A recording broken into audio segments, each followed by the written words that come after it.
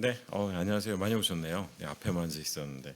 그건 또 제 생각일 수도 있겠네요. 또 우리 부교육자님들, 그분 왜 안 오셨지? 막 지금 그러고 계실 것 같은데, 네, 저도 교회 사역을 해봐서 늘 네, 인원을 카운트하는 그 마음을 알고 있습니다. 네, 이렇게 모시기 힘든 사역자인 건 이제 아마 고민을 좀 하셨겠죠. 이 사람으로 될까? 뭐 이런 생각하신 거지. 저희가 바쁘고 그렇지는 않습니다. 예, 제가 이제 제안을 받고요. 이제 그 5번 정도 뵙게 되는데 수요 예배 시간이기도 하고 해서 제가 이제 어떤 뭐 낮 시간이나 이렇게 좀 편한 옷을 입고 막 하는 그런 강의 분위기는 아니지만 그래도 이제 우리 성도님들하고 좀 나눌 이야기들 가운데 어떤 내용이 좋을까 고민하다가 이제 뒤에도 소개가 되지만 저희 단체 안에 이제 큰 원리 안에는 이제 4가지 기둥이라는 것이 있는데 뭐 그 내용을 그대로 전달하는 것이 아니고 이제 저와 여러분이 살아가는 시대에 적절한 의미들을 좀 우리가 끄집어내서 한편으로는 원리를 이야기하지만 또 한편으로는 우리가 어떻게 적용할 수 있을까라는 것들을 좀 이야기하는 시간들로 가져보려고 하고 있습니다.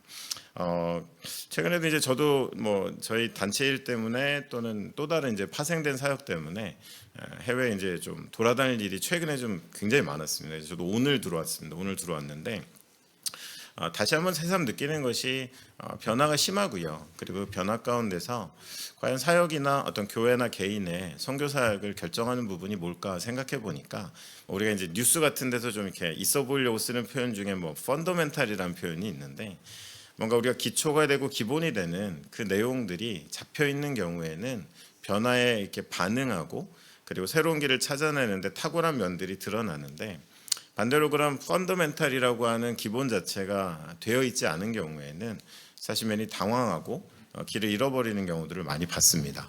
그래서 뭐 그런 거죠. 저는 이제 공대를 나와서 신학교를 간 케이스다 보니까 철학이나 이런 부분 굉장히 약합니다. 그래서 이제 그런 펀더멘탈이 너무 약하니까 사실 한계가 드러날 때마다 어떻게든 이 한계점을 들키지 않을 수 있을까라고 되게 노심초사하기도 하고 뭔가 이렇게 확 펼치기에는 한계가 있습니다. 누구를 뭔가 힘차게 한번 인용하고 싶은데 그분에 대해서 아는 게 별로 없고 그런 어떤 주춤거리는 거. 또 저희 이제 요새 둘째가 공부를 갑자기 좀 하겠다고 뭐 기대도 되고 걱정도 됩니다만 갑자기 공부를 하겠다고 막 이러는데 힘들어해요. 왜냐하면 펀더멘탈이 약해가지고 좀 놀았던 기간이 아직까지는 공부한 기간보다 길기 때문에 그걸 메꿔가는 것들이 좀 만만치 않은 것. 또 좀 우울한 얘기가 될 수 있지만 또 뭐 최근에 이제 한국의 경제나 이런 부분들도 우리가 이제 열심히 달려왔는데 많은 일을 했는데 어느 순간인가 보면 그런 펀더멘탈이라고 할 수 있는 기초나 기본이 약했을 때 그것이 우리에게 생각보다는 큰 부담으로 어려움으로 찾아오는 것. 저는 선교도 다르지 않다고 생각합니다. 그래서 이제 여러분들과 함께 나눈 이야기들이 그런 부분들입니다. 그래서 앞에 분에서는 굉장히 듣기에는 이제 펀더멘탈적인 기본적인 이야기, 기초적인 기반이 되는 이야기를 하지만 그것을 더 나아가서 우리 개인에게, 교회에게 또 시대 선교 안에 한번 이렇게 적용해 보는 그런 작업들로 해보려고 하고요. 그래서 열심히 이제 PPT도 보내드렸는데 한번 그 내용들도 이제 화면에 이제 보이시는 분들 네, 중간에 스크린이 많군요. 걱정 안 해도 되겠네요. 그래서 보이시는 그 내용들 그리고 나눠드릴 아마 강의하는 내용에서 제가 좀 고지식해서 크게 안 벗어납니다. 그래서 갑자기 딴 얘기하고 막 그래, 이제 덮으세요. 막 이런 거 없으니까 그냥 강의한 대로 따라오시면 될 것 같습니다. 예, 제가 요 정도 이제 말씀드리고 앞에도 서론이 조금 있으니까 시작해 보도록 하겠습니다. 화면 띄워주시면 될 것 같습니다. 네. 오늘 선교를 위한 4가지 기둥 그리고 선교에 담긴 삶이다라는 이야기입니다. 그래서 4번은 기둥 한 가지 한 가지를 좀 다뤄보고요. 마지막 주에는 우리가 이제 선교적 삶이라는 표현 많이 쓰는데 과연 그냥 어떤 구호로서가 아니라 우리 안에 반드시 필요한 것이 무엇인지에 대한 이야기들을 좀 나눠보도록 그렇게 하겠습니다. 기본적인 원리고 교재에도 나와 있는데 선교는 성경적이고 역사적인 거대한 서사이지만 완성된 이야기가 아니다. 여전히 많은 분들이 선교 그러면 뭔가 이렇게 사역 그리고 특별한 사람들만의 특별 활동, 뭐 특수부대 같은 뭐 이런 부분들 이야기를 많이 하시지만 기본적으로 선교는 성경적이고 역사적인 거대한 서사. 한 번 더 말씀드린다면 성경 전체의 이야기가 결국 우리를 구원하고 우리를 회복하기 위한 하나님의 개입, 하나님의 약속, 하나님의 성취의 과정이기 때문에 우리는 이것을 선교라고 이야기합니다. 좀 구분해 본다면 이런 거죠. 하나님의 계획이라고 할 수 있는 더 미션. 그러니까 우리가 하나님의 거대한 서사로서의 선교에 대한 이야기가 있는가 하면 또 그것을 시대마다 이루어 가려고 하는 교회와 개인 공동체들의 활동으로서 뭐 영어로 미션스라고 적어놨습니다. 그 활동으로서의 선교가 있습니다. 근데 우리는 그냥 한국 사람들은 그 선교라고 다 얘기하다 보니까 사실 이걸 좀 구분해 줘야 되는 부분들이 있습니다. 뒷부분에 설명이 좀 나와서 제가 추가 설명은 하지 않겠는데요. 제가 여기도 뭐 제가 그 지역 분들이 계신지 모르겠는데 한번 제가 옛날 얘기입니다.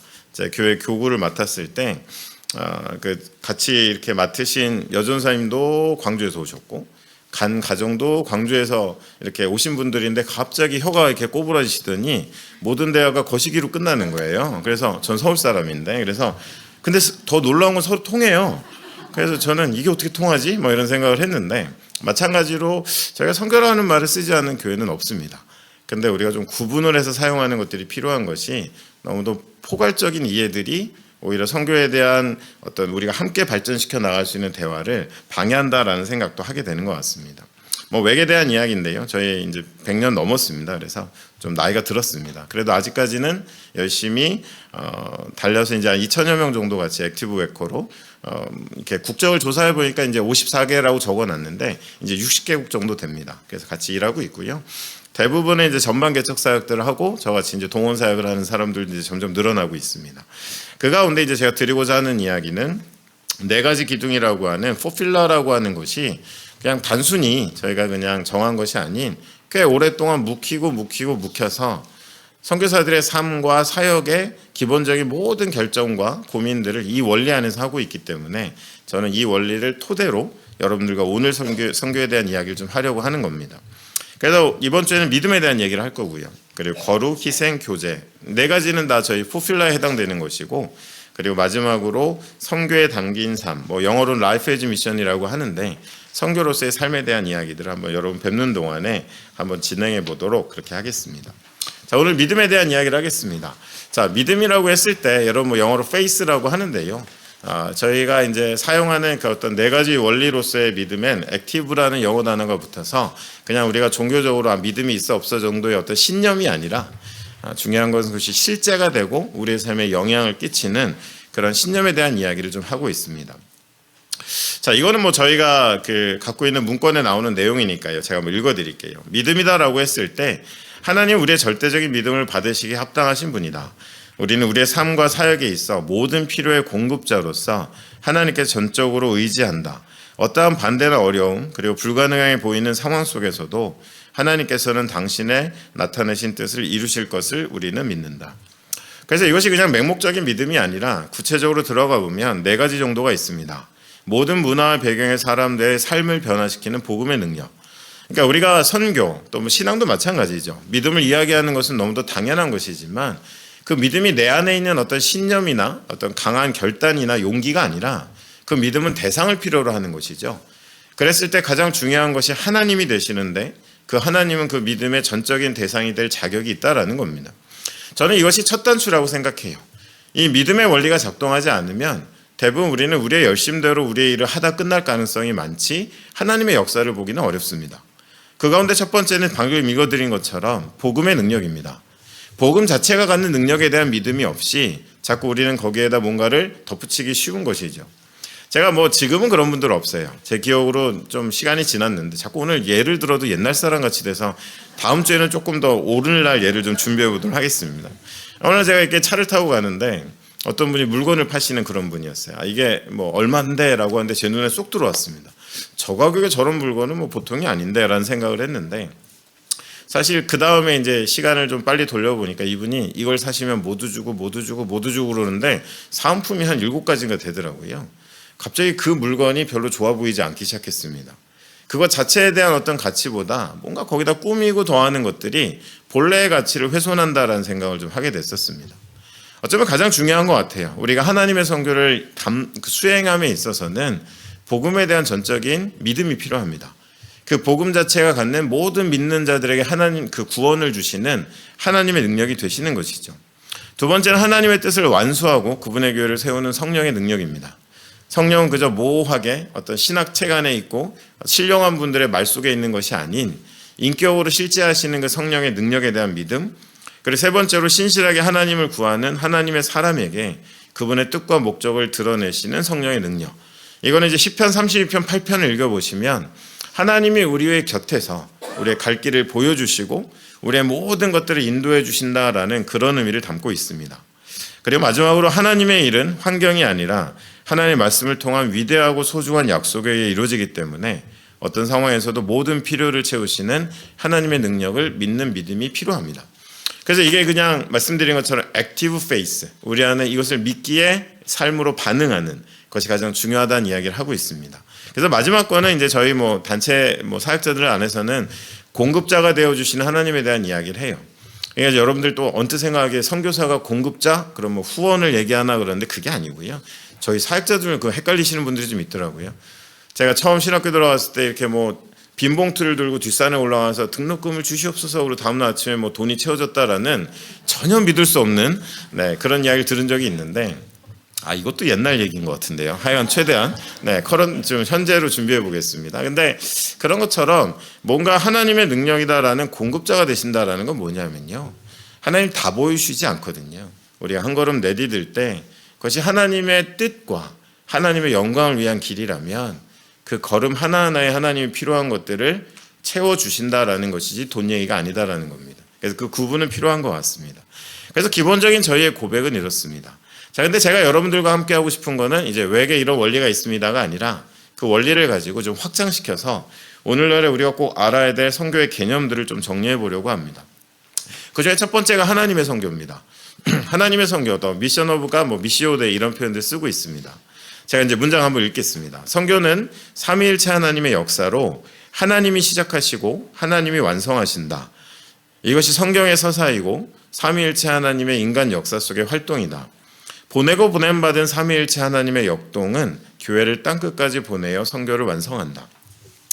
미션이라는 라틴어 미시오에서 온 단어가 보낸다라는 의미일 때 선교는 기본적으로 하나님이 약속대로 예수 그리스도를 이 땅에 그리고 하나님과 성부 성자의 하나님이 약속하신 성령을 이 땅에 부으신 때에 성령의 강한 임재 가운데 그 공동체가 복음을 가지고 땅끝을 향하게 되는 보내고 보냄받는 거대한 질서가 성경 안에 흐르고 그것이 하나님의 선교를 이루어간다라는 것입니다.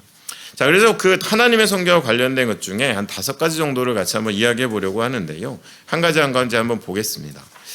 이제 앞서 제가 좀 말씀드리다 설명을 좀 멈췄던 게 이 부분에 또 나와서 그런 건데요. 크리스토퍼 라이트의 문장을 제가 적어놨지만 이런 겁니다. 여러분 미션 이러면 하나님의 선교예요. 서사, 하나님의 거대한 이야기입니다. 그리고 미션스라는 건 아까 말씀드린 대로 교회와 개인이 그것을 수행하는 데 있어서 여러 가지 활동. 그래서 여러분 교회도 제가 어떤 부서가 있으신지 모르지만 제가 이제 직전에 방문했던 교회 보니까 이주민 선교도 있고요. 또 국내 선교도 있고 해외 선교도 있고 의료 선교도 있었습니다. 자, 이건 활동들이죠. 그렇기 때문에 우리가 두 가지를 구분할 필요가 있는 것이 중간에 적어놨지만 과학이라는 포괄적 개념 안에 사실 물리와 화학이라는 어떤 세부적인 항목이 있잖아요. 근데 물리학자와 화학을 잘 모른다고 갑자기 당신은 과학자가 아니야 라고 말할 수는 없습니다. 예술이라는 포괄적인 의미 안에서 음악도 있고 미술도 있는데 미술하시는 분이 음치라고 해서 당신은 예술가가 아니야 라고 말할 수는 없습니다. 우리가 이런 것처럼 선교에 대한 기본적인 담론을 진행함에 있어서 하나님의 선교라는 포괄적인 개념과 그것을 시대마다 이루어가는 활동으로서의 선교를 구분해야만 저희 대화가 조금 더 정확히 이루어지겠다라는 겁니다. 자, 이게 더 현실적으로 어떻게 드러나냐면요. 먼저 여러분에게 말씀드리고 싶은 거는 더 미션. 하나님의 선교에 관련했을 때 그것의 예외인 교회와 크리스찬은 없습니다. 어떠한 그리스도인도 어떤 교회도 나는 더 미션, 하나님의 선교에 그건 내 취향 아니야. 선교는 내 타입 아니야 라고 말할 수 없는 모든 기독교적인 가치를 포괄하고 있는 것은 하나님의 선교입니다. 왜냐하면 하나님은 우리 안에 깨어진 세상, 무너진 세상 안에 그의 백성들을 구원하시려고 우리의 역사 속에 개입하셨고 그 개입을 기록한 것이 성경이고 그 성경은 우리 안에 이루어질 일들을 우리에게 약속해주고 있기 때문에 그렇습니다. 하지만 미션스는 다르죠. 저는 국제선교 동원 사역을 합니다. 비서구 선교 동원을 하고 있는데요. 제가 어느 날 최정호 목사님하고 대화를 하다가 오늘 제가 늦게 와서 길게 대화도 못했는데 최정호 목사님하고 대화를 하다가 국제선교 동원 사역은 저희 교회는 관심이 없어요. 그러면 약간 인간적으로 화가 나서 그럴 수도 있지만 정말 이 교회는 선교를 모르는구나. 이러면 여러분 누가 잘못된 겁니까? 제가 잘못된 겁니다. 가끔 선교사들이 그런 오류를 좀 범해요. 본인의 사역을 일반화시키는 거죠. 짐이 국가다 이런 말도 안 되는 얘기처럼 내 사역이 곧 선교다라고 하시는 정말 열심다원들이 계신데 저는 조심스럽지만 올바르지 않다라고 생각합니다. 하나님의 부르심이 다양하거든요. 어떤 분들은 여러분이 아실만한 분들, 뭐 분당우리 교회 적을 뒀던 어떤 성도님도 그냥 풀타임 선교사로 나가시면 저에게 했던 이야기는 단순했습니다. 저는 한 번도 그분을 저희 단체로 당긴 적이 없습니다. 근데 그분의 이야기는 나는 신앙생활이 이만큼 여기까지 하면 내가 하나님을 향한 최선이라고 생각했는데 어느 날 자꾸 그보다 훨씬 큰 세상이 보이더라는 거예요. 그리고 그것에 대한 자신의 어떤 응답으로서의 그것을 결정했다라는 말씀을 하셨을 때 하나님의 선교라는 틀 안에서 내가 해야 될 일, 그분은 지금 뭐 한글 교육하고 계세요, 베트남에서. 자, 여러분, 그런 것처럼 우리 안에 다양한 사역들이 어우러져서 시대의 하나님의 더 미션을 수행해 가는 것이지 특정 사역이 곧 모든 그 선교 자체를 대변하는 것은 아닙니다. 그런 의미에서 조심스럽지만 14십창을 향해 나가고 미전도 종족을 향해 나가는 전방 개척 프론티어 사역들도 저희는 계속 후원하고 지원해야 됩니다. 하지만 그게 선교의 전부는 아닙니다. 우리 안에 어떤 비즈니스 에즈 미션도 있고요. 또 과학기술에 좀 일각이 있는 분들이 하는 적정기술 사역도 한국은 필요가 별로 없지만 정말 가난한 국가에서는 작은 아이디어 하나가 나라 그 지역의 운명을 바꿔놓는 사례들이 있습니다. 또 저 개인적으로 이번에 만나고 오신 분도 저희 동원 사역자였는데 비즈니스를 런칭한 걸 보고는 제가 이제 좀 실상을 보려고 길게 대화를 했더니 그 나라의 청년들의 그런 어떤 삶의 기회들을 열어주고 싶은 거예요. 그 나라의 가장 좋은 대학을 나와도 직장이 보장받지 못하는 그런 나라거든요. 자, 여러분, 이러한 것처럼 뭔가 우리가 미션과 미션스 안에서의 이해를 건강하게 적절하게 갖고 있는 것들이 필요한 겁니다. 그리고 나서 이제 우리가 성령의 능력을 이야기할 때 사도행전 1장 8절을 많이 이야기하죠. 앞에 나와 있는 그림은 제가 이제 챗 GPT한테 사도행전 1장 내용을 넣고 멋진 그림 하나 그려줘 그랬더니 저런 그림이 나왔습니다. 근데 이제는 제가 안 그려도 돼요. 얼마나 좋습니까? 그렇죠? 자, 여러분, 사도행전 1장 8절은 다 아세요. 오직 성령이 너에게 임하시면 너희가 뭘 받는다고요? 권능을 받고, 그리고 우리가 땅끝까지 가서 예루살렘에서 땅끝까지 가서 증인이 된다, 이런 말씀입니다. 자, 이 말씀 뭐 선교사들의 단골, 선교 주일 본문 말씀입니다. 저희는 주로 동사에 집중해 왔죠. 가라, 그리고 가서 땅끝, 우리의 가슴을 뛰게 하는 이야기 아닙니까? 제가 이제 여러분들과 이제 시간을 보내면서 이런 부분들을 좀 시대적으로 정의를 해 보려고 하는 건데요. 일단 먼저 우리가 알아야 될 것은 사도행전 1장 8절의 그 어떤 시대적 의미입니다. 예수님이 처음 이야기를 하실 때의 상황을 보면 제자들에게 여러분 어땠을까요? 시간을 좀 거슬러 올라가면 예수님이 딱 이 말씀을 승천하시기 전에 하실 때에는 제자들은 지구가 둥근 줄도 몰랐습니다. 우리가 가는 그 땅끝이 무엇인지에 대한 의미를 정확히 알 수가 없습니다. 물론 이제 문자적인 의미는 있었죠. 자, 여러분, 그런 것처럼 그냥 열방, 구약에 나오는 열방, 그것이 똑같은 헬라어로 왔을 때 이제 우리가 민족이라고 종족이라고 쓰는 에스네라는 표현으로 바뀌었는데 그런 어떤 의미는 알고 있었지만 정말 실제로 우리가 땅끝이 어딘지 그들은 몰랐고 지구가 둥근지도 모르는 시대의 이 예수님의 선언은 말 그대로 선언이고 약속이었습니다. 증인이 되리라. 땅끝까지 가서. 하지만 이것이 여러분 그냥 그렇구나라고 하기에는 저희는 21세기를 살고 있습니다. 21세기 이 말씀은 어떠냐? 결론부터 말씀드리면 어느 정도의 결과와 성취의 목전에 있습니다. 이제는 교회가 세워진 적이 없는 나라는 없습니다. 제도적인 교회나 그런 것들을 제외한 언더그라운드 뭐 처치라고 하죠. 조금은 이제 비제도적이지만 숨은 그리스도인들의 공동체까지 카운트하면 전 세계에 교회가 존재하지 않는 국가는 없습니다.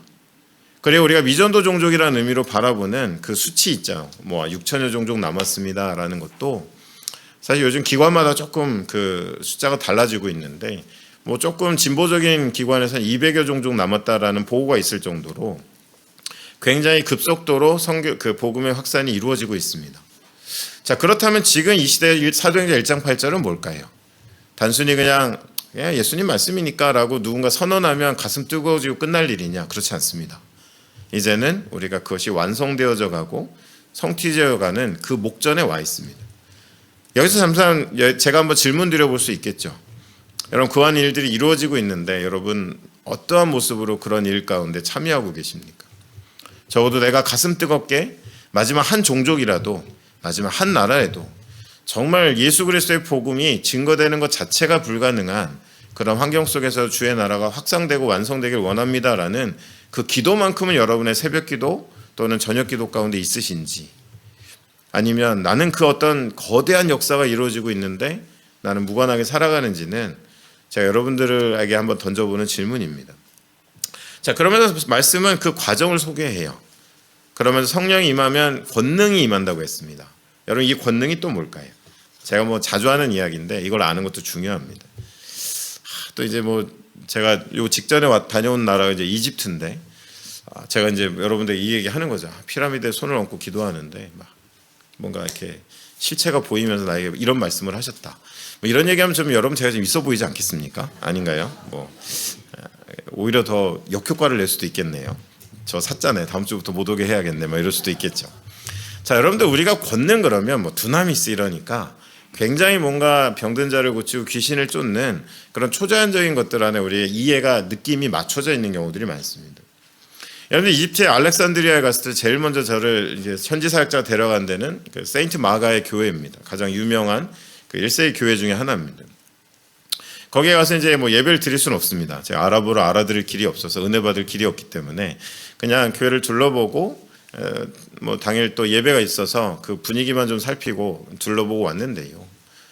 여러분들 제자들이요, 그 어떤 의심 많던 도마가 인도에까지 흔적을 남기고 또 마가가 그 이집트의 그 교회를 설립하는 일련의 그런 어떤 과정들 속에 그들의 권능은 계속 병 고치고 귀신 쫓는 것이 전부였을까? 여러분, 그렇지 않다는 거예요. 궁극적인 권능은 뭐냐면 성령은 우리의 정체성이거든요. 권능은 그들에게 있어서 어떤 상황에서도 흔들리지 않는 내가 누구인지에 대한 명확한 이해였었습니다.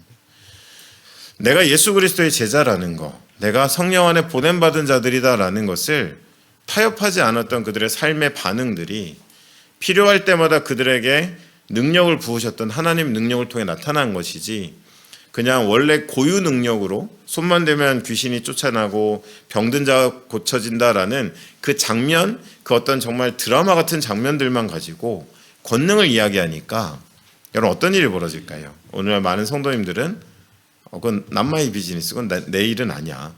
뭐 심지어 요즘 성도님들 중에 은혜를 너무 이렇게 지나치게 받으면 안 된다라는 수위 조절하시는 분들도 있다고 그러더라고요. 내가 만약에 은혜를 잘못 받았다가 막 저 앞에 있는 사람처럼 저렇게 인생이 망가지면 어떡하지? 막 이런 생각들 하시는지. 근데 여러분, 권능에 대한 올바르지 않은 이해가 때론 지나치게 건강하지 않은 사역들을 부각하기도 하고 또 많은 성도님들을 그것으로부터 멀어지게도 하는 거예요. 여러분, 권능을 뭘까? 여러분, 이렇게까지 설명드리면 이제 많은 분들이 여전히 좀 나와는 상관이 없는 것 같은데 라고 하실 수 있지만, 뭐 저는 그 권능에 대한 간단한 정리를 저희 어머님한테 배웠습니다. 저희 어머님께서 이게 좀 투병하시다 10수년 전에 돌아가셨는데, 그때 저희 어머님하고 이제 마지막에 좀 즐거운 시간을 보내면서 나눴던 이야기가 이거거든요. 제가 생각보다 저희 집이 가난했었더라고요. 저 어릴 때는 뭐 중간에 괜찮았습니다. 뭐 그게 어려워 보이진 않잖아요. 그래서 이제 그랬는데 사진을 이렇게 놓으면서 모처럼 어머니랑 지나간 이야기를 하는데 어머니 그러시는 거예요. 뭐 이때는 참 이런 게 어려웠는데 뭐 네 아빠 월급이 얼마였는데 이걸로 어떻게 쪼개서 살았고 막 이런 얘기를 하시는 거예요. 애들 옷은 계절마다 바뀌는데 어머니 옷은 계절에 상관없이 그대로인 거예요. 그래서 나중에 한번 어머니한테 어떻게 이렇게 사셨어요? 라고 이야기하니까 어머니 답변은 간단했습니다. 엄마니까. 여러분, 엄마니까라는 정체성이 갑자기 능력 없던 사람을 능력 있게 하고 용기 없던 사람을 용기 있게 하고 담대하지 못한 사람을 담대하게 만드는 모든 능력의 원천은 내가 누구인지 아는 그 정체성입니다.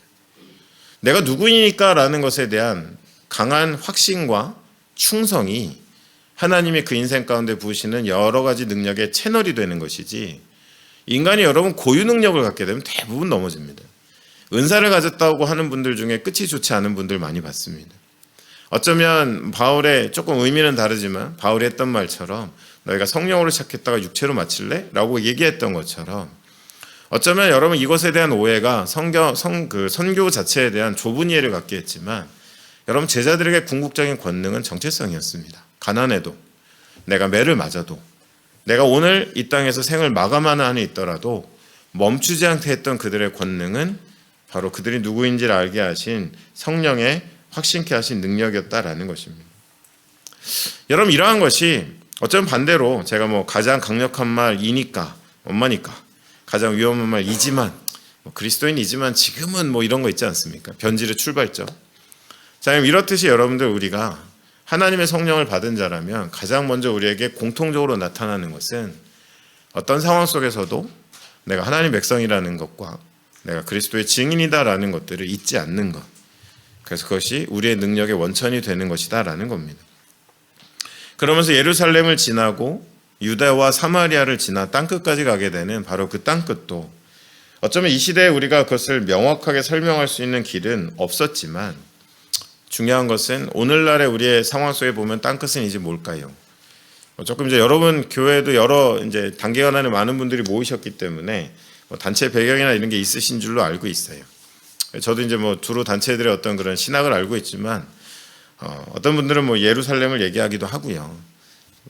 또 제가 아는 분은 예루살렘을 얘기하기에 깊은 게 있는 줄 알았어요. 그랬더니 그분은 지구가 둥그니까 이제 땅끝이 결론은 출발점으로 돌아온다는 거예요. 그래서 어린이날 노래 지구는 둥그니까 자꾸 걸어 나가 이런 생각도 났는데 여러분 모르겠어요. 각자의 이해들을 제가 이렇게 함부로 평가할 수는 없습니다. 네, 오늘날에 우리가 받아들일 수 있는 가장 땅끝의 의미는 온 세상입니다. 이제는 우리가 모든 사람이 있고 모든 우리가 알게 된 세상 속에서 우리가 정말 하나님의 부르심을 따라 나의 정체성을 가지고 복음의 확신과 성령의 능력 안에서 아직 예수님께 나오지 않은 사람이 있는 곳, 그리고 하나님의 공의와 정의가 흐르지 않는 그런 현장에 있는 곳 가운데 우리가 나아가는 것, 그래서 그것을 이 땅 가운데 하나님 통치가 임하게 하시는 것이 바로 땅끝의 의미가 아니겠냐라는 것입니다. 자, 여러분 그런 의미에서 우리가 그 성령의 존재감들을 늘 교회 안에서 우리 사역 안에 선교와의 관계 안에 점검해야 됩니다. 그래서 에이든 토저라는 분이 좀 마음 아픈 얘기를 하셨죠. 이분 좀 마음 아픈 얘기 자주 하시는 분이니까 이렇게 여러분 이해하시고 들으시면 되는데, 만약 오늘 교회에서 성령이 사라진다 해도 95%의 사역은 지속될 것이며 사람들은 차이를 느끼지 못할 것이다. 하지만 초대교회 성령이 사라진다면 95%의 사역은 멈췄을 것이고 사람들은 그 차이를 느꼈을 것이다. 실제로 여러분 사도행전을 읽어보면 성령은 주연이거든요. 바울의 걸음을 멈추게 한 것도 그의 방향을 틀게 한 것도 교회가 그들을 파송하지만 사도행전은 분명 성령이 그들을 파송했다라고 표현하는 것처럼 성령은 존재감을 갖고 있는데 오늘날의 우리 안에 이 선교와 교회의 사역 가운데 성령은 얼마나 존재감을 갖고 있을까? 또 한 가지는 이런 어떤 과정 가운데서 교회 안에 그런 하나님의 선교에 대한 오해가 만들어낸 심각한 선교의 왜곡입니다. 제가 이 도표는 꽤 오랫동안 사용하고 있는데요. 간단하게 설명을 드릴게요. 여러분들 콘스탄틴 대제가 이제 기독교를 처음에는 공인 종교로 했다가 나중에 시간이 좀 돌려서 그것이 이제 국가 종교가 되지 않습니까? 그러면서 이제는 숨어서 모이고 어떤 카타콤이라는 그런 어떤 고난과 어려움을 당할 필요가 없는 그런 어떤 우리가 굉장히 어느 순간인가 꽤 사회의 중심이 되어버린 그런 기독교로 변해가는 과정을 이야기합니다. 그때에 많은 교회의 사가들은 어쩌면 기독교의 가장 빛났던 시기로 이때를 꼽기도 합니다. 실제로 그렇죠. 신학이 발전했고 그리고 많은 기독교 문화들이 양산됐으니까요. 하지만 또 다른 관점을 가진 교회 역사가들은 기독교의 암흑기라고도 이야기를 합니다. 저도 또 역시 학자가 아니기 때문에 어느 한편에 대한 이야기를 하지는 않겠습니다. 그런데 가장 중요한 것은 선교에 대한 왜곡입니다. 여러분 선교는 잠시 사라졌어요. 우리가 알고 있는 그런 성령에 의존하고 복음의 온전에 의존해서 이끌림 받은 증인들의 걸음으로서의 선교는 많이 우리의 어떤 드러난 역사 속에는 사라졌습니다. 그리고 이제 힘을 갖게 된 교회가 이교도라는 사람들을 상대로 굉장히 정복적이고 그들의 전체를 그저 교회 안으로 포함시키는 그런 일종의 확장 사업들이 활동들이 선교라는 의미를 갖기 시작하게 되었죠. 그러면서 이제 미시오라는 단어, 미션이로 된 이 단어 자체가 16세기만 해도 그 단어의 의미를 굉장히 종교적으로 이해했습니다. 그래서 뭔가 안수받고 성례를 집전할 수 있는 권위를 교회가 주어서 사람을 보내는, 여기까지는 좀 선교에 그렇게 크게 차이가 없어요. 근데 17세기로 오면서 그 정의를 보니까 이제는 이미 사회적인 정의가 돼서 그냥 단체나 어떤 조직이 자신들의 확장 목적으로 사람들을 보내고 힘을 보내는 것들에 대한 일반적 이해를 갖게 됐어요. 그러니까 이제 미션 그러면 떠오르는 단어, 여러분들 그렇잖아요. 우리 안에 한국의 문화 속에서 세대별로 어떤 특정 단어를 얘기했을 때 떠오르는 이미지가 다른 것처럼 지난번 긴 연휴가 구정 때 있었는데 구정 설날 그러면 진짜 떡국이 생각나고 가족 친지가 떠오르는 세대도 있지만 해외여행이 먼저 떠오르시는 분들도 있잖아요. 저도 그때 파키스탄 출장에서 나가는데 아주 저만 모양새가 그렇지 다들 막 최대한 그 연예인들의 공항 패션에 준하는. 네. 그런데 들어올 땐 다들 막 피곤해서 들어오시더라고요. 들어오시는 분들은. 자, 여러분들 그런 어떤 이미지가 달라지는 것처럼 미션이라는 것에 대해서 17세기 이후에는 사람들의 머릿속에 자동적으로 확장을 위해 사람들을 보내는 일종의 우리의 확장을 맞서고 있는 힘과의 힘의 대결로서의 이해를 갖기 시작합니다. 그러니까 여러분들 기본적인 힘의 구성이 뭘까요? 어떤 재정이 있고요. 또 사회적인 능력이 있고 맨파워라는 게 있겠죠. 자, 여러분 여기서부터 자연스럽게 선교 그러면 돈이 있어야 됩니다. 우리가 뭔가 힘을 가지고 우리가 더 우월한 위치에서 우리보다 못한 사람들에게 우리의 것들을 확장시킬 수 있는 무언가라는 그런 개념 자체가 선교의 DNA로 자리 잡기 시작했어요. 그럼 여러분에게 중세교회를 말하고 끝날 것이냐? 그렇지 않습니다. 제가 이제 뭐 강의하는 좀 자세하게 문장을 풀어 적어놨지만 여러분 제가 놀라운 것은 그대로 교회 선교 안에 그대로 개인의 선교 이해 안에 이것이 흘러들어와 있더라는 거예요. 그러니까 돈이 없으면 선교는 할 수 없는 거예요.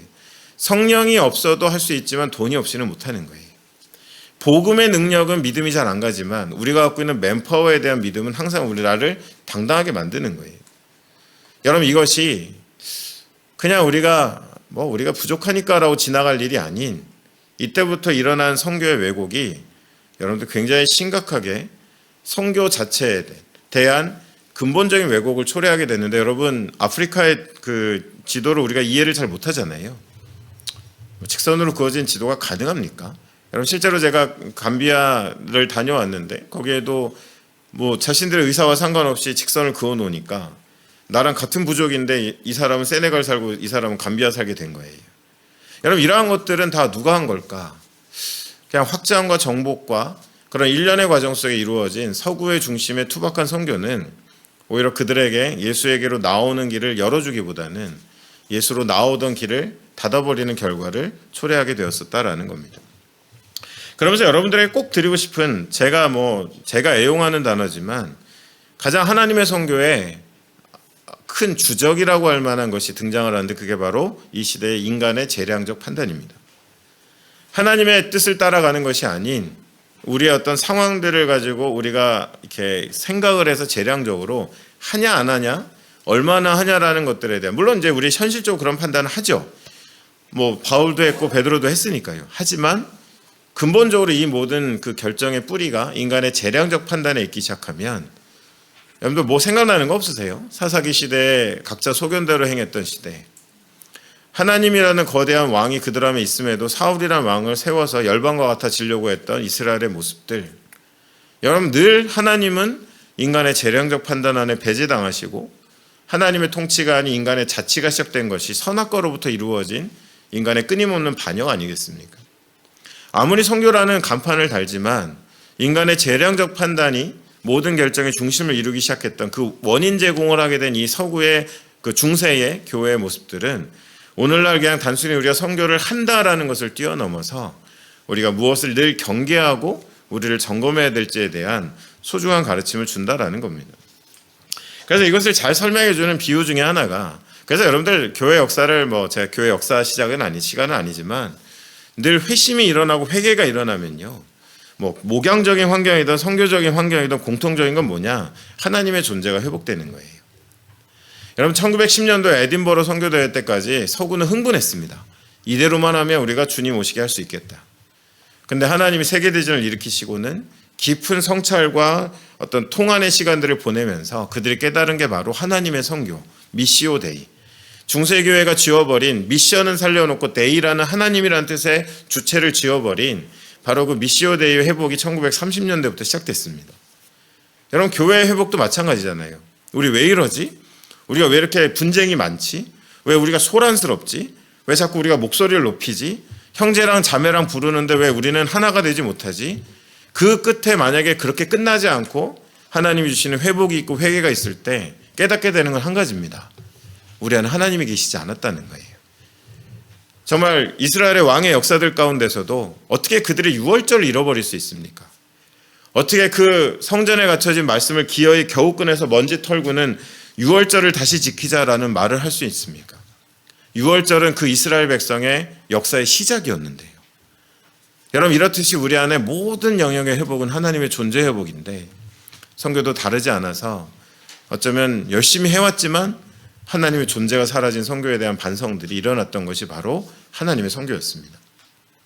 그걸 설명하는 이 예가 있는데요. 그 이해를 돕는 겁니다. 파워 버튼은 모터 버튼이죠. 기름 넣으면 갑니다. 속도도 우리가 조절하고 방향도 우리 이번엔 인천에 있는 섬에 한번 가볼까? 갈 수 있습니다. 3시간 안에 간다? 갈 수 있습니다. 근데 여러분 어느덧 이게 서구의 선교였던 거예요. 재정을 모아서 계획을 세우고 수치와 목적을 쌓은 다음에 그것을 우리가 원하는 타이밍 안에 이뤄내는 거죠. 그게 뭐가 문제야? 라고 하실 거예요. 그러면 여러분 한번 이렇게 비교를 해볼까요?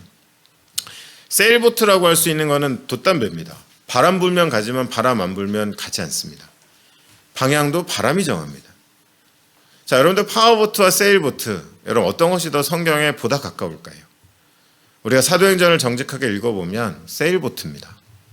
그들은 때로는 아시아로 가고 싶었지만 길이 막혔고 때로는 가고자 하는 상황이 아니었지만 이끌려 가야만 했었습니다. 근데 어느 순간인가 우리는 이제 세일보트는 현실적이지 않고 파워보트만이 현실적 사역이다라는 생각. 그래서 또 머리 빠르신 분들은 모터가 달려있는 세일보트를 만드시더라고요. 그래서 우리 원할 땐 가고 저 같은 사람이 점검 오면 보세요. 저희는 돛담배입니다. 이러고 야 모터 가려 이러면서 하여간 그러시는지 모르겠지만 저희가 거기까지 와 있죠. 하지만 100% 세일보트가 현실 교회에는 불가능하다는 건 알고 있습니다.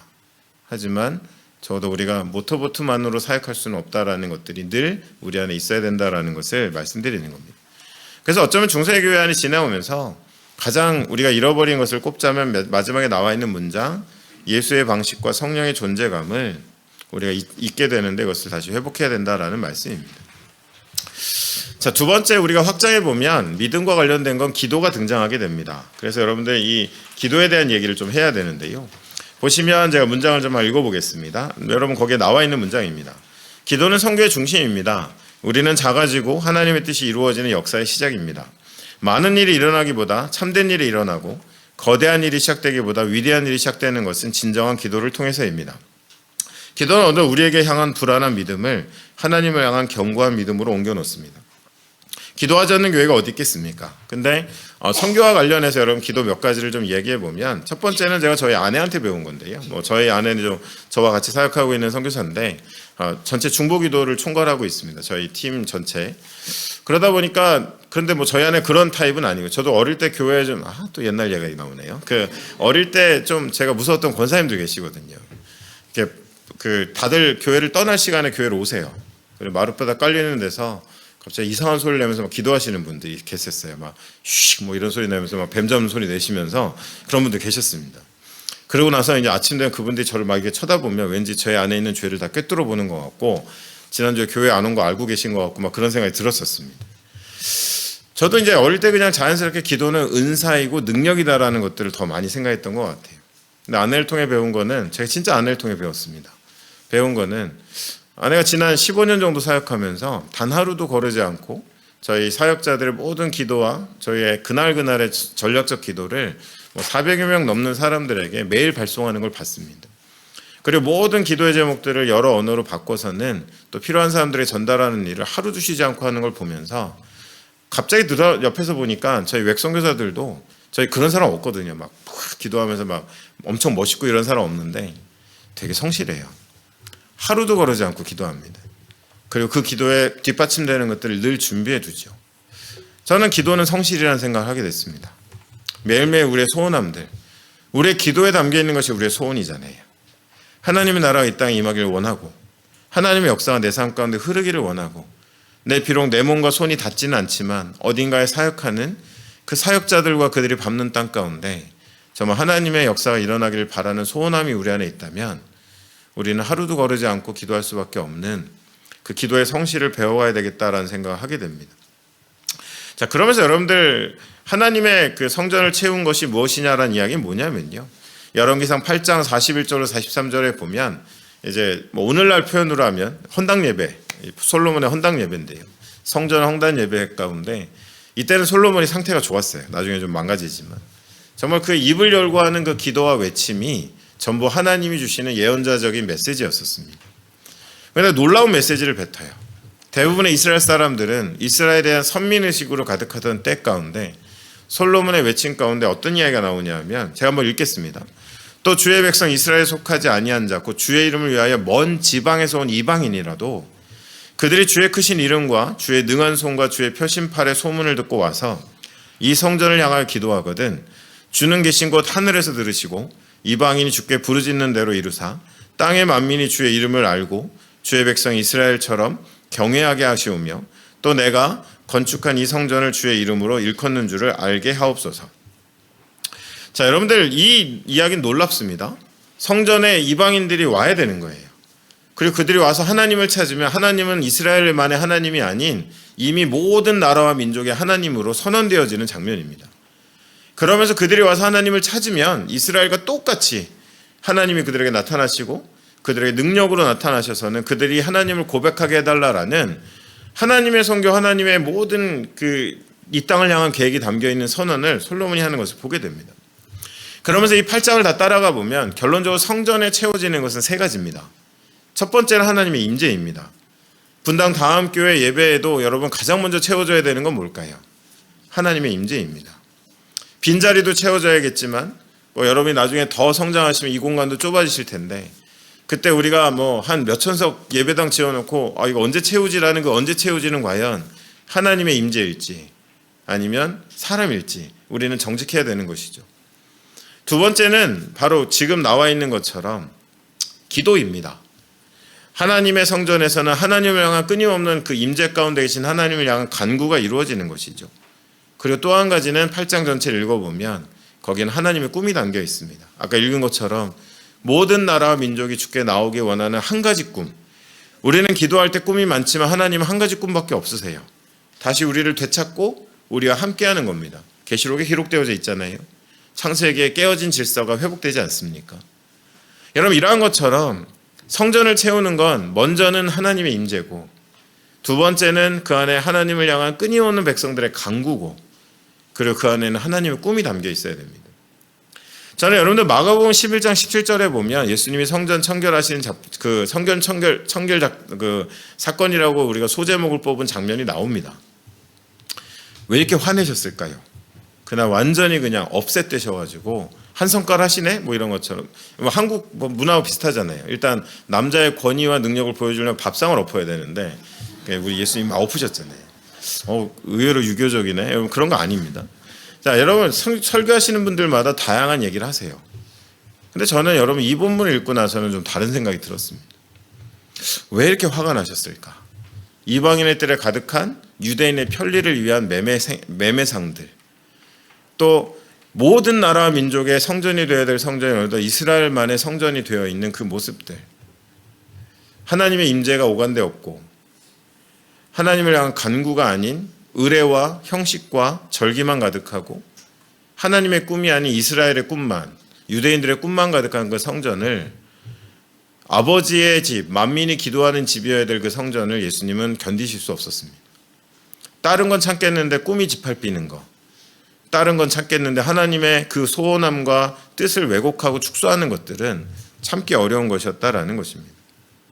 여러분 그러면서 교회는 당분이 하나님의 임재를 구하고 간구가 끊이지 않고 그것에 하나님의 꿈이 담겨 있어야 되는 거예요. 여러분 우리의 기도는 어떻습니까? 여러분 우리가 하나님께 드리는 기도에는 나의 꿈만 담겨 있습니까? 아니면 내 아버지, 나에게 주신 나로 하나님 백성 삼으신 그 아버지의 꿈이 담겨 있습니까?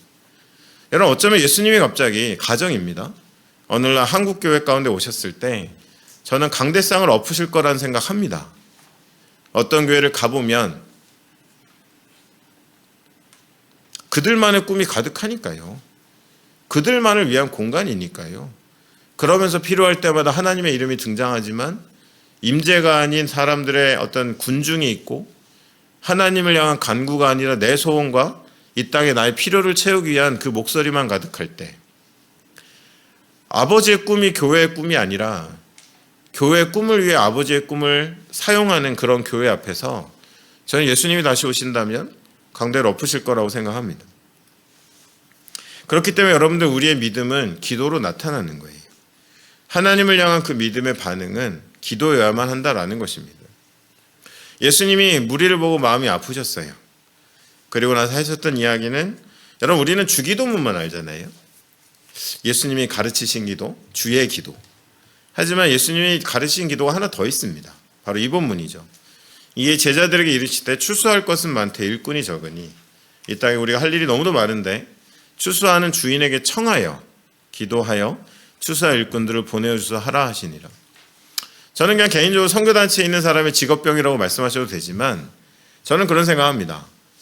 전 세계에 있는 교회가 우리가 알고 있는 그 주기도문 우리가 외우고 기도한 만큼만 이 제2의 주기도문이라고 제가 명명하는 것들을 기도했더라면 조금 더 일꾼들이 일어나진 않았을까라는 직업병적인 생각을 합니다. 그렇게 말씀하셔도 제가 할 말은 없습니다. 이거는 그냥 제가 간단하게 설명드리겠지만 저에게는 최근 몇 년 중에 가장 은혜가 됐던 깨진 핸드폰입니다. 자, 여러분 또 깨진 핸드폰을 통해 저 선교사의 후원을 일으키려고 하는구나. 전 그런 사람은 아닙니다. 여러분들 제가 저 핸드폰을 이렇게 제가 찍은 사진이거든요. 제 옆자리에 있는 마옹이라는 목사님의 핸드폰입니다. 동북 인도에 계신 70세 목사님이시고 저희 풀타임 사역자가 되셨습니다. 되게 겸손하세요. 영어 잘하십니다. 시골 목사님이신데 이분이 이날따라 계속 밑밥을 까시는 거예요. 제 옆에 앉아 있는데 나 요즘 교회 후원도 이제 내년이면 끊겨. 그러니까 그분에 대해서 교회가 5년 해주기로 했거든, 동원가로. 그리고 나 요즘 다리도 아파. 그래서 제가 밑밥을 까는구나. 이제 사역 그만한다고. 어디까지 하나 보자. 약간 이런 겁니다. 여러분 교회에서도 왜 11월이 되면 젊은 사역자들이 교회 교사를 어떻게 그만둘까라는 생각에 전도사님을 찾아가서 밑밥을 까기 시작하지 않습니까? 내년 저희 아이가 고3이 되는데 뭐 내년 아무래도 직장을 옮길 것 같은데 뭐 밑밥 깔잖아요. 비슷한 거라는 생각을 했어요. 그래서 이 양반이 뭐 이랬는데 실제로 그분이 사역해야 되는 범위가 너무 넓은 거예요. 동북인도 저희 사역지는 제 담당이기도 한데 그냥 도시에서 다음 도시 가려면 승합차 같은 거 타고 산길 한 번도 이거를 쉬지 않는 길을 한 6, 7시간 가야 됩니다. 그래서 저는 제가 거기 초창기에 다닐 때는 여러분 조금 식사 후시겠지만 죄송하지만 뭐 잠깐 속이 안 좋아요 차 세워줘 이런 거 없어요. 저는 그런 게 있을 줄 알았는데 멀면 당연히 나거든요. 현지인들은 그냥 창문을 열고 계속 합니다. 차가 쓰지 않아요. 그래서 제가 한 번은 가운데 앉았는데 양쪽에 왁 하는데 양쪽에 저희 단체를 계속 외치는 거 웩웩 막 거리면서 이제 약간 가더라고요. 그래갖고 이제 이런 데서 사역하는 거였는데 저분이 커버해야 될 지역들이 그래요. 그러다 보니까 이제 본인이 좀 힘에 붙이는 것도 있었겠죠. 근데 이제 유일하게 이분 휴대폰에 있는 그 어플리케이션 중에 하나가 왓츠앱인데 왓츠앱이란 메신저인데 이분이 생각하신 거예요. 인도교에 뭐가 부족한가? 북동인도에 기도인 거예요. 저쪽은 크리스찬 커뮤니티가 크기 때문에 뭐 인원은 많아요. 근데 성경을 놓고 기도하지 않더라는 거예요. 그래서 이분이 방문할 때마다 한 명씩을 포섭했어요. 너 나랑 같이 성교 기도하자. 그래서 한 명씩 담아서 저한테 보여줬을 때 여기 보면 231이라는 숫자가 살짝 보이는데 231명의 기도방을 왓츠앱에다 만든 거예요. 그리고 그게 200명이 만들어졌을 때 이분이 매일 이분은 이제 아오 부족인데 자기 부족 언어로 저 IMM이 저희 단체 마크거든요. 근데 워낙 되게 깔끔하세요. 정리도 잘하시고 성경 본문 하나 그것에 대한 설명 반 페이지 그리고 나머지는 3개의 성교기도 IMM 필요기도를 한 페이지로만 꼭 만드셔서 PDF로 만들어서 월요일날 새벽 4시마다 저 왓츠앱 그 방에다가 올리는 거를 50몇 주째 하고 계신 게 저를 만났을 때였었습니다. 지금 여러분들 2년 정도 흘렀는데 260명이 넘었고요. 저희가 그토록 바라던 그들만의 믿음의 그 열매와 간증과 역사가 저 기도방 안에서 일어나고 있습니다. 최근에 내가 한 몇만 루피가 생겼는데 뭐 이런 돈에 대한 이야기도 올라오면 그 돈 가지고 저희 아프리카 갔던 노트북도 없는 사역자가 노트북을 공급받고 가기도 하는 외부의 개입이 없는 그들만의 성교 커뮤니티가 그 안에서 이루어졌고 결론 이분이 이게 이제 제가 소문을 냈거든요. 이 사진 가지고 그랬더니 작년에는 저희 이제 웩 인터내셔널 전체 그 기도의 날이 있습니다. 이제 줌으로 모여요. 근데 24시간 돌아갑니다. 그러니까 1시간씩 맡은 그 각 엔티티 그 주체들이 들어와서 기도를 이끌고 다음 엔티티로 오는데 뭐 필요한 사람들은 계속 머무는 식으로 해서 24시간 기도하는 게 있는데 거기서 이제 이분이 프레젠테이션 하셨어요. 그래서 속으로 약간 나도 아직 못 해봤는데 이분의 승진이 너무 빠른데 뭐 이런 생각 했는데 여하튼 너무도 귀한 사역이죠. 내가 할 수 있는 게 뭐가 있을까? 그리고 그 열악한 환경 속에서 지금도 저 왓츠앱 저기 깨진 저 휴대폰 하나 안에서 정말 세계를 위한 기도가 한 주도 거르지 않고 이루어지고 있다라는 것들이 여러분들 저에게는 적지 않은 도전이 되었습니다. 실제로 언어는 아오 부족 언어인데 이 내용이 전달돼 가지고요. 이제 인근의 다른 부족이지만 아오 언어를 할 수 있는 사람을 교회 구성원으로 갖고 있을 때 이것을 트랜슬레이트 해가지고 다른 부족도 예배 전에 이것을 기도하고 시작하는 교회들도 일어나고 있다라고 들었습니다. 자, 여러분 이쯤 얘기하면 교회하면 한국인데 무슨 이야기를 그렇게 하냐라고 하실 수 있어요. 한국이 교회하면 기도하면 한국인데. 근데 여러분들 강하지만 무력한 한국 기도에 대해 제가 시비를 좀 걸어놨습니다. 이건 손봉호 교수님이라는 분이 한 13년 전에 실천신앙학회에서 했던 내용을 제가 이제 요약했던 건데, 한국 기독교가 기독교가 들어오기 전부터 있었던 한국이라는 사회에 있는 그 종교적 신앙적 특징이 있다고 합니다. 그것이 뭐냐면 크게 두 가지로 정리해 보면, 하나는 신과의 관계가 비인격적이고요. 또 한 가지는 우리가 우리 안에 내세 사상이 아닌 현세 사상, 현실의 것들에 집착하는 것들이 기본적인 한국의 신앙관이라는 거예요. 그러니까 여러분 맞잖아요. 뭐 달림 별님에게 비는데 오늘 달림의 기분이 어떨지 별님의 그 관심사가 뭘지 우리는 관심 없어요. 그냥 비는 거예요. 내게 없는 능력을 빌어 오는 거죠. 그리고 나서 그것을 하는 이유는 뭐냐? 오늘 배 타고 나간 내 남편이 안전하게 돌아오기를, 이 마을에 병마가 펴지지 않기를이라는 현세적인 이야기. 여러분 너무 익숙하지 않습니까? 근데 기독교가 들어왔음에도 이것이 크게 극복되지 않은 채 기독교와 버무려진 거예요. 그러면 여러분들 중에 그게 토착화 아니냐, 또 이제 조금 이렇게 선교에 소양 있는 분들은 그게 상호하고 토착하지. 근데 여러분 꼭 이거는 그럴 수가 없는 게, 여러분 기독교의 핵심 가치 중에 하나가 뭡니까? 하나님 우리와 비인격적일 수 있습니까? 우리를 지명하여 부르셨는데요. 우리를 아버지라고 아들이라고 친구라고 목숨을 내어준 친구라고까지 하시는데 비인격적일 수 없습니다. 내세 사상이요. 우리는 하나님 나라를 구하는 백성들입니다. 이 땅에 하나님 나라 임하시기를 바라는 소원으로 사는 사람들인데 어떻게 여러분 내세 사상이 없을 수 있겠습니까? 여러분 이건 기독교 핵심 가치거든요. 근데 이게 기독교랑 버무려지니까 어떻게 되느냐? 예수님의 이름으로 기도하는데 하나님의 뜻이 뭔지, 2025년에 하나님은 뭘로 우시는지, 혹시 한국교회를 보고 울고 계신지 웃고 계신지에 대한 그 마음의 인격적 관계는 없고, 내게 능력이 부족하니까 그분의 능력을 좀 빌어서 내 당장 있는 문제를 해결한다라는 이 기도는 사실 크게 과거에 우리의 신앙을 극복하지 못한 기독교가 버무려진 모습이라는 거예요. 여러분 그러다 보니까 이것이 우리 안에 강하지만 무력한 기도, 막 우와 기도하지만 하나님의 성전에 드려질 올바른 기도가 아닐 때, 자 밑에만 읽어보겠습니다. 비로운 능력으로 현세의 안녕과 소망을 바라는 것이 기도의 대부분을 차지했다. 하나님의 뜻을 알아가며 드리는 기도, 하나님 나라의 도래를 바라는 기도가 부족한 이유가 여기에 있다라는 것이죠. 여러분들 이 기도문은 뭐 영어로 되어 있는 게 원문이고 한글은 제가 번역한 건데요. 그 웩을 세우신 분은 시티 스터드라는 분인데, 사실 그분은 이렇게 저희의 모든 정신 세계를 이렇게 가능하게 하신 분이지만 콩고에서 돌아가셨고요. 단체를 좀 만드는데 크게 기여하신 분은 노만 그럽이란 그분의 사위였습니다. 그분이 노만 그럽이 그 시대에 있어서 세계적인 선교 지도자였는데요. 그분에게 어느 날 지금은 이제 좀 뭐 박물관 같이 돼버렸죠. 카톨릭한테 넘어갔죠. 수정교회를 이렇게 이끌었던 슐러 목사님이, 그때는 이제 막 전성기 때인지 막 장면 보면 제가 영상을 본 건데 엄청 회중이 모여 있습니다. 그래서 노만 그룹을 초대해서 뭐 이런저런 이야기를 나누다 마지막에 이런 질문을 해요. 정말 세계적인 선교 지도자로 한 단체를 정말 수십 년 이끌어온 사람으로 주로 어떤 기도를 하십니까? 라고 하니까 제게는 언젠지부터는 기억이 나지 않지만 매일 아침 드리는 기도가 있습니다 라고 해서 했던 답변이 바로 이 말이었었어요. 제가 이거 이렇게 문장 따려고 막 몇 번을 돌렸는데 나중에 보니까 검색하면 나오더라고요. 그걸 또 영상을 보고 또 따느라고 그랬습니다. 한국말로 한번 읽어드릴게요. 하나님 좋은 아침입니다. 오늘 어떤 일을 행하시렵니까? 저의 오늘이 그 한 부분이 되기를 소원합니다. 저 좀 껴주시겠습니까? 감사합니다 하나님. 이게 그분의 평생의 아침마다 기도라는 거예요.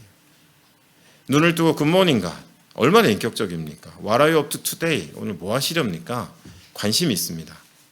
I want to be part of it. 제가 그거와 무관한 인생이 아니었으면 좋겠습니다. May I? 좀 껴주시겠습니까? Thank you. 감사합니다. 세계적인 지도자가 하루도 거르지 않고 하는 이 짧은 기도가 전 너무도 인격적이고 너무도 하나님의 백성, 또 하나님 이 땅을 살아가는 존재로서의 기도라는 생각이 들었었습니다. 여러분 기도할 거 많아요. 뭐 저희가 조금만 찾아보면 크림이라는 선교단체에서 발매하는 파발마라는 것도 저도 이거 매번 읽습니다. 왜냐하면 너무 리서치가 잘 돼 있어요. 나라의 형편들이나. 또 Pray for the World라는 거는 이제 오퍼레이션 월드라는 한국의 세계기도 정보라고 나온 책도 있고 어플리케이션도 있고요.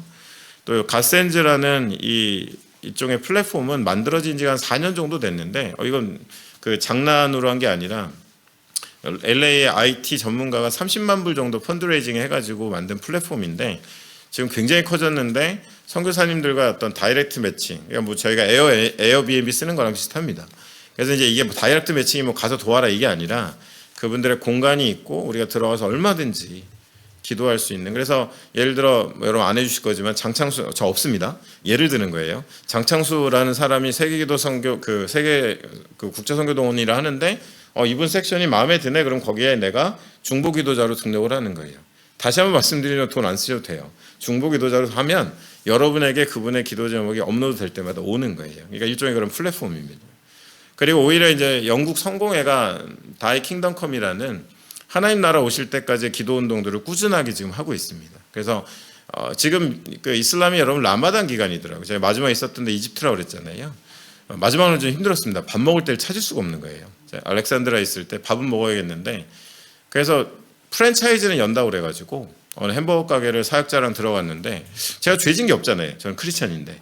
근데 검은 이렇게 커튼이 쳐진 데서 앞도 잘 안 보이는 데서 햄버거를 마치 도둑놈같이 먹으면서 내가 이게 뭐 하는 짓인가 뭐 이런 생각을 했는데 그래도 제가 이제 비행기도 에티하드라고 그러나요?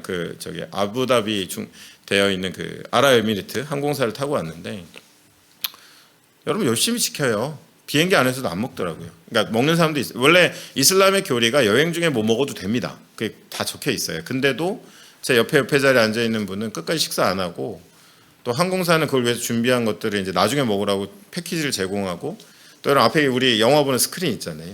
거기 보면 그들은 메카의 방향을 계속 알려주고 하루 5번의 시간의 기도를 계속 안내합니다. 어쩌면 뭐 형식적인 기도 맞아요. 여러분들 뭐 6시 되니까 뭐 미친 듯이 먹더라고요. 저도 가보니까 그냥 뭐 웬만큼 식료품 소비가 그 기간에 더 많대요. 그냥 단지 저는 그냥 거리가 한 산에 너무 좋았는데 그렇게 기도합니다.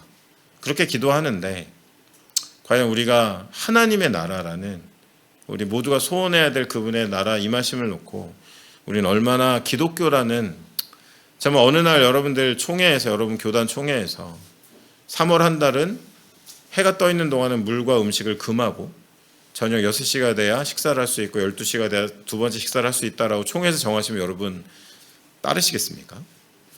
네. 최정건 목사님 총회 탈퇴 뭐 이러시면서 이제 성도들의 전폭적인 지지를 받으시면서 모르겠습니다. 그냥 제가 한번 대입해 봤어요. 우리 안에 그런 게 가능할까? 그래도 이슬람은 이렇게 라마단이 됐을 때 이집트가 그렇게 강하진 않거든요. 왜냐하면 koptic 교회가 있기 때문에 15% 정도의 사람들이 크리스찬이기 때문에. 근데 또 불구하고 저는 철저하게 지키는 모습을 이제 저도 라마단 기간에 이슬람 그 국가 한복판에 있었던 건 처음이었거든요. 뭐 라마단 기간에 굳이 여행 안 하니까요. 근데 그들은 지키고 있었습니다. 과연 우리의 기도는 어떤가라는 그런 이야기죠. 그리고 이제 믿음에 대해서 복음에 대한 이야기들 뭐 다음에 이제 이어지는 것들 제가 조금 이제 간단하게 정리하고 복음에 대한 이야기는 조금 더 뒤에도 나오니까요. 제가 10분 안에 정리하겠습니다. 자, 복음의 능력에 대한 믿음이 필요하죠. 아까도 말한 것처럼 복음 자체에 대한 믿음입니다. 바울이 여러분 나는 부끄러워하지 않는다라고 했어요. 그 복음을. 그러면 바울의 어떤 특수성을 여러분 생각하기 쉽지만 바울이 복음을 부끄러워하지 않는 이유는 그가 원래 용기 있고 다메섹 도상에서 인생이 뒤집힌 사람이기 때문이 아니라 그는 복음이 얼마나 완전한지 복음이 얼마나 위대한지 복음에 다른 것이 없는 그것이 얼마나 유일한 것인지를 알았습니다. 그렇기 때문에 그는 복음에 대해 부끄러워하지 않는다라는 이야기를 할 수가 있었던 것이죠. 그래서 이 복음을 부끄러워하는 사람들은요, 세상에서의 나의 안녕, 종교로서의 나의 어떤 평안, 나라는 삶에 있어서의 그런 안녕들을 추구하는 사람들은 사실 복음을 부끄러워할 수 있습니다. 우리가 적당히 이렇게 버무리는 거죠. 내 삶에 크게 어려움이 일어나지 않도록 하는. 근데 여러분 그 한 예를 제가 이제 적어 놓은 건데 우리가 여러분들 전 세계가 알고 있는 성경 구절이 뭡니까? 요한복음 3장 16절 아닙니까? 그래서 이제 미국 그 LA 쪽에서 성공한 어떤 의류 브랜드 한인 그 분들이 하셨던 거기는 한번 망했다 다시 요새 브랜드가 살아났다고는 하는데 모든 쇼핑백에다가 존 3.16을 찍어서 이제 판매할 정도로 요한복음 3장 16절은 그야말로 복음 이셀프 그거 자체다라는 이해를 갖고 있습니다.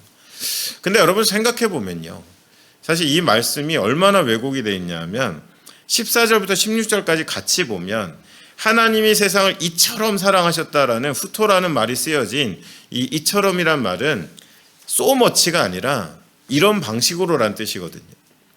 그러니까 앞에 뭐 우리가 다른 거 생각할 거 없어. 하나님 우리를 이만큼 사랑하셔라는 이처럼이 아니라 이와 같은 방식으로 사랑하셔라는 그 방식에 대한 지칭이 앞에 나와 있습니다.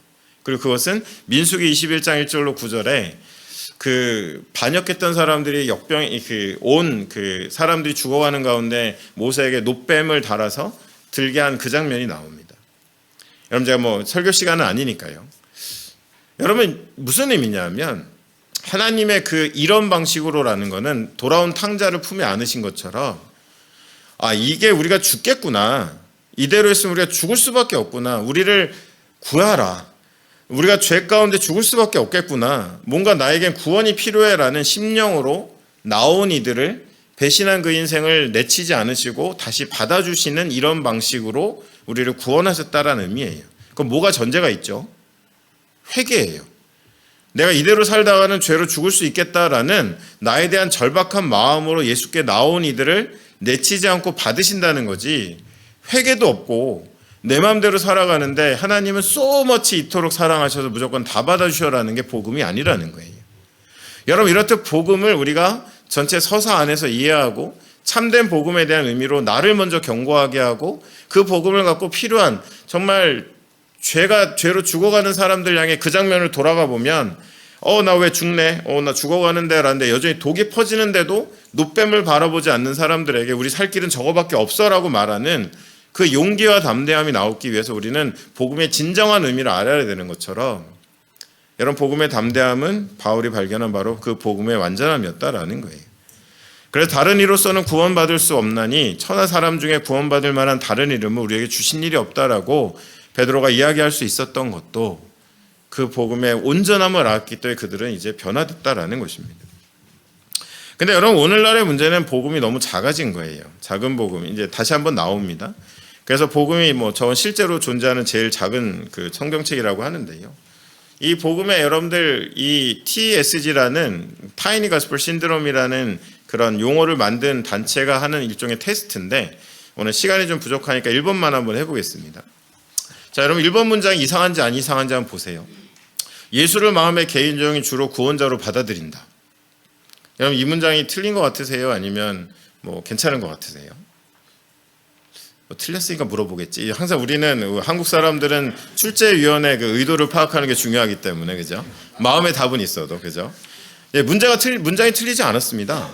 근데 작은 복음의 특징은 뭐냐? 부족한 거예요. 하염없이 부족한 겁니다. 틀리지 않았지만 여러분 예수를 마음의 개인적인 주로 구원자로 받아들인 사람의 삶은 크리스천의 삶이 시작은 되겠지만 그분이 지금 모든 나라와 민족 가운데 모든 창조 세계 가운데 하나님이 되신다라는 그 고백은 이 안에 담겨 있지 않잖아요. 여러분들 시비 거는 김에 하나만 더 해볼까요? 3번에 보시면 예수의 부활이 오늘 자신의 삶의 중요한 이유를 몰라요. 이건 또 무슨 말일까요? 계란 먹어야 되는데 여러분 무슨 말일까요? 여러분 부활의 의미를 잘 모르는 이유는 십자가로 충분하기 때문이에요. 그러니까 예수님이 내 죄를 대신 지셨어, 나는 죄를 해결받았어까지만 해도 그 작은 복음이 이야기하는 기독교는 성립이 되는 거예요. 그래서 이 사랑으로 모든 이들을 멈춰 세운 죽음을 정말 그 돌문을 열면서 우리를 영원한 삶으로 인도하시기 위해 이루신 그 부활의 가치가 작아질 수밖에 없는 것이 감동이 안 되는 게 십자가에서 죄를 탕감받은 거면 우리는 기독교인으로서 문제가 없어지는 그걸로 끝, 속죄. 여러분 이러한 것들 우리 안에 어쩌면 전도를 위해 유용하고 설득을 위해 유용하지만 그것이 오히려 하나님의 나를 이해하는데 우리를 좁은 곳으로 몰아가게 하는 이 작은 복음의 문제들이 오히려 복음의 담대함, 복음의 완전함, 그 복음을 증거하고자 하는 우리의 마음의 주저함들, 시대가 던지는 질문에 대한 답변을 할 수 없게 만드는 우리의 약점들을 만들어 갔다라는 것입니다. 그래서 작은 복음의 위험들, 제가 그냥 챗GPT 그려봤더니 저희 사무실에 있는 테헤란로 같은 데가 나왔는데요. 도시의 작은 복음 성경인데, 제가 뭐 다른 거는 오늘 다루진 않겠지만 진화론적 세계관만 잠깐 말씀드린 청년들 이야기인데, 제가 설교할 때마다 많이 언급해서 여기서 한번 제가 설교할 때 얘기했는지 모르겠지만, 저는 이게 제일 마음에 최근에 몇 년 동안 아파요. 우리가 하나님의 창조주 하나님을 믿는다고 하는데 삶은 진화론적으로 살고 있어요. 진화론은 뭡니까? 우열을 가려서 우등하면 생존하는 거고 열등하면 소멸하는 걸 받아들이게 돼요. 우리의 시작을 잘 모르고 소멸의 때를 모르지만 오늘 현세의 경쟁과 비교라는 삶의 방식을 우리의 삶에 가득 채워가는 게 진화론적인 세계관입니다. 근데 거기에 대해서 복음은 뭐라고 얘기하느냐? 에베소서 1장 4절 읽어보면 창세전에 우리를 택하셨대요. 여러분, 창세전이란 말은 뭐죠? 세상이 생겨나기 전이에요. 복음은 비교 가치가 아니라 우위를 가리는 가치가 아니라 고유 가치예요. 세상이 꾸길 수 없고 세상이 훼손할 수 없는 나라는 존재 안에 두신 특별한 고유 가치예요. 여러분, 이 복음이 얼마나 소중합니까? 지금 청소년들이 여러분 놀랍게도 5개 대륙을 비교한 통계가 있는데, 청소년들의 우울감과 청년들의 어떤 불행복감이 급증하기 시작한 포인트가 여러분 모든 대륙이 겹쳐요. 여러분, 그때 언제인 줄 아십니까? 2007년 9월 즈음입니다. 여러분, 2007년 9월쯤에 어떤 사건이 있었을까요? 또 옛날 얘기한다 여러분 또 그런 생각 하실 텐데, 2007년 9월은 그렇게 옛날 아니지 않나요? 네. 여러분, 그때가 뭐냐면 아이폰이 처음 나왔습니다. 아이들의 손에 스마트폰이 들려지기 시작한 시기입니다. 비교가치, 상대적 박탈감, 열등감, 그리고 불행해지며 어느덧 정신 차려보니 젊은 세대는 진화론 속에 살고 있습니다. 우열을 가려야 되고, 내가 열등하면 소멸되는 걸 내가 받아들여야 되고, 내 탓이고, 내가 우월하면 어느 날 좀 기분 좋다가 열등하면 우울해지는, 여러분 그들을 구할 수 있는 방법은 뭐밖에 없습니까? 우월해지게 돕는 겁니까? 복음을 심는 겁니까? 살아계신 하나님 앞에 그들이 얼마나 소중한 존재인지 알게 하는 그 복음의 고유 가치를 심어줘야만 여러분 안 잊어버리는 거예요, 그 세대를. 근데 자꾸 우리는 같이 편승해서 그들을 우월하게 만들면 행복해지고 우월하게 만들면 우울하지 않을 거다라고 생각하지만 여러분 그렇지 않습니다. 이미 우리는 작은 복음이 우리를 잘못된 곳으로 인도하는 것들을 방치했다라는 것이죠. 예, 목사님 그런 식으로 끝날 시간 다 됐다고 알리지 않으셔도 됩니다. 뭐 제 분당 다음 교회 시스템 하나 알게 됐습니다. 네. 굉장히 자연스럽네요. 뭔가 이렇게 이제 여기서 보니까 이 당혹스러운 표정도 굉장히 자연스러우시고, 네, 제가 마무리하겠습니다. 그래서 여러분들 우리가 복음을 전하는 증인으로서 그냥 우리가 뭐 용기 있고 막 전도 폭발을 막 40분 버전도 그냥 하나도 안 틀리고 할 수 있다? 중요하죠. 하지만 적어도 3가지, 증인에게는 진리를 알고 있어야 되고요. 그리고 그 진리를 전하는 사람에 대한, 여러분 법정의 증인이 그렇잖아요. 믿을 만한 사람이어야 됩니다. 삶이 따라야 되는 거고 신뢰의 대상이어야죠. 그리고 그것을 진리라고 믿는 삶의 증거가 있어야 됩니다. 그랬을 때 그 복음이 우리를 통해 여러분 하나님의 능력이 실려지고 믿음이 담겨있는 복음으로 말일 수도 있고 행동일 수도 있지만 증거되게 된다라는 것이죠. 그리고 끝으로 이와 같은 것 안에 믿음을 가진 이들은 보냄받은 공동체, 아까 여러분 하나님 우리 보내신다고 그랬잖아요. 그래서 참 초대교회는 약하고 작았지만 당당했습니다.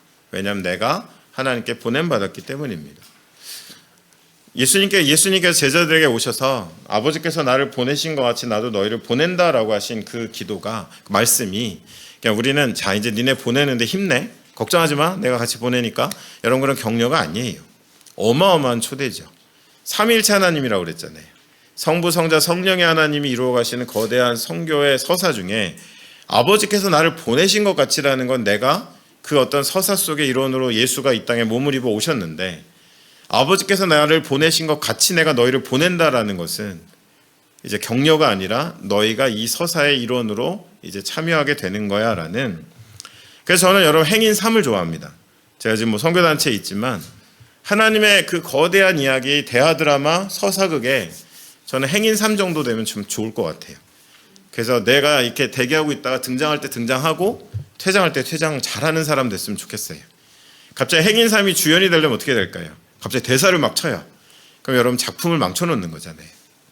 여러분들 하나님의 서사가 그렇습니다. 그것이 하나님의 성교이고 성경에 나타난, 그리고 우리가 알고 있는 많은 하나님의 사람들은 그들의 등장의 때와 퇴장의 때를 너무도 잘 알았기 때문에 그는 흥하여겠고 나는 쇠하리라는 세례 요한의 고백처럼 하나님의 선교는 그런 증인들을 통해서 이 땅 가운데 이루어져 갔고요. 여러분 뭐 이 도표 신경 쓰지 마세요. 한 번 더 나오는데 제가 그냥 초대교회 사도행전의 이야기를 따라가 보니까 패턴은 복음 안에 나를 이해하게 되고 내가 누구인지 알게 됐을 때 내가 사는 그 시대 안에 나의 부르심을 발견하게 되고 그 부르심으로 살아간 그 일상을, 그러니까 액티비티가 아니라 스페셜 이벤트가 아니라 그 일상을 하나님이란 거대 서사 안에 하나님이 그들을 사용하시는 것, 그것이 끊임없이 예수로 아름다운 사람들의 삶이었었습니다. 예, 이제 뭐 믿으시거나 마시거나 이제 같이 읽을 수 있는 건 마지막 그 슬라이드인데요. 이건 뭐 제가 쓴 문장인데 제가 너무 좋아서 같이 읽는 걸 좋아합니다. 여러분 보이시는 분들 뭐 강의 안에도 있는데 같이 한번 읽어볼까요? 함께 읽겠습니다. 시작. 바울은 스스로가 위대한 선교 전략가가 아니었다. 단지 예수를 만나고 끝까지 사랑한 성령의 사람이었고 믿음과 순종의 사람이었다. 끝도 결과도 보이지 않는 길을 걸었지만 오늘을 순종으로 살고 내일을 믿음으로 맞이하였을 때 그가 적은 편지는 성경이 되고 그가 걸어간 길을 사도행전이 되었다. 여러분들 이 관점으로 한번 봐주시면 좋겠어요. 자꾸 바울을 우리와 전혀 다른 존재적 다른 누군가가 아닌 정말 복음을 온전히 받아들이고 성령의 인도하심을 받아 살아간 것인데 그냥 여러분 갈라디아 교인들한테 쓴 편지가 성경이 될 줄 바울이 알았겠습니까? 오늘 글 좀 써지는데 이거 6장 분량으로 성경에 들어가겠네 여러분 그랬겠습니까? 그냥 복음으로 반응한 거예요. 근데 이것이 하나님 말씀으로 전달된 거죠. 정말 내가 이 행적들이 나중에 사도행전으로 어마어마하게 사람들이 나를 알게 될 거야. 나의 전략에 이런 거 없었습니다. 그냥 이끄시는 대로 살고 흘러간 그 흔적들이 하나님의 사도행전이 된 거잖아요. 여러분 성경을 이렇게 좀 바라보실 필요가 있어요. 그래서 제가 좋아하는 문장 중에 앞에 거는 교회 그 역사가가 한 말인데 역사가가 종교가 때로는 위대한 걸 초라하게 만든다, 평범하게 만든다는 거예요. 되게 아팠습니다. 그래서 제가 밑에 뒤에다 제 문장을 달았어요. 하지만 하나님의 선교는 평범한 것을 위대하게 사용하시는 거예요. 우리는 그냥 살다 가지만 우리 인생을 어떻게 쓰실지 모르겠다라는 것이죠. 자, 여러분들 제가 뭐 강의 안에 질문을 넣어드린 거는 A4 용지 한 10포인트로 3장 내시라는 건 아니고요. 여러분 이번 주간에 다음 주에 제가 이제 다른 또 두 번째 이야기를 하기 전까지 한번 이 질문들을 가지고 대화도 하시고 또 기도하는 시간에 활용해 보시면 좋겠다라는 의미에서 넣어드린 겁니다. 마무리하면서 목사님 그렇게 부탁해 주셨는데 제가 마무리 기도하고 주기도문을 일단 마치고 여러분들 기도하실 분들 기도하시는 걸로 알고 있는데 제가 최근에 이제 강의하면서 저는 기도문을 좀 적어 놓는 걸 좋아합니다. 그래서 제가 강의 안에 넣어드리지 못했는데 그때 써보니까요.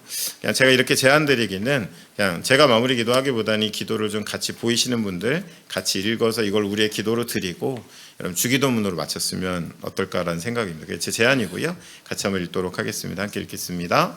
하나님, 우리에게 믿음을 허락하셔서 감사합니다. 우리의 믿음은 하나님을 향합니다. 하나님의 사랑을 믿습니다. 하나님의 능력을 믿습니다. 우리에게 허락하신 복음은 모든 믿는 자들에게 구원을 주시는 능력이며 우리에게 채워주신 성령은 땅끝까지 우리를 인도할 하나님의 동행입니다. 믿음으로 기도하며 믿음으로 살아가겠습니다. 오늘을 순종으로 살고 내일을 믿음으로 맞이할 때 우리의 그렇게 살아간 작은 일상도 위대하신 하나님 사용해 주시고 기억해 주시고 우리에게 죽은 믿음이 아닌 작동하는 믿음을 허락하소서. 예수님의 이름으로 기도합니다. 아멘. 우리 주기도문 하시겠습니다.